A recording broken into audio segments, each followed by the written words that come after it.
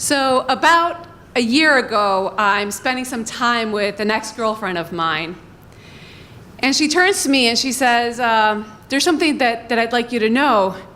I just want to say thank you because during the time that we were together, that's the time in my life that I've laughed the most. And it hit me hard when she said that. I feel like that was just one of the best compliments I'd ever received.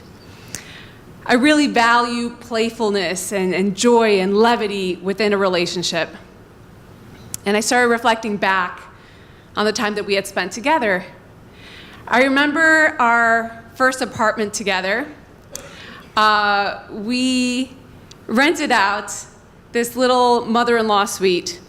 And sadly, the grandma who lived there had recently passed away, and so it became available. But it also meant that her cat, Pepper, still lived there. And so he came as part of the package.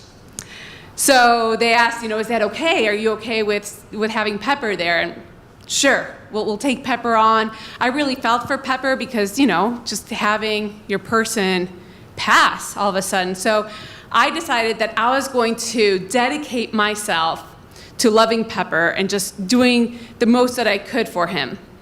He was a really, really scared and frightened cat. He would just hide all day long, and I made so many efforts. I would get little treats, I bought toys, I would, peer under the couch where he was hiding and just talk to him.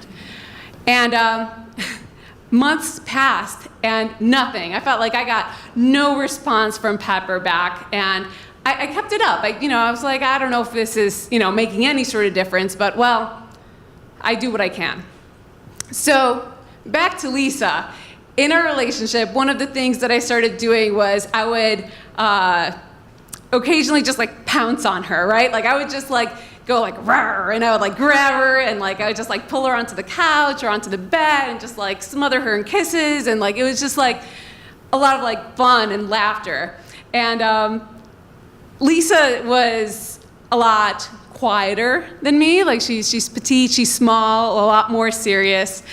And I guess I must have inspired her by my many little games like these. And one day, I get home from work, and Lisa decides to be playful, and she grabs me and she goes rawr, and she grabs me onto the couch.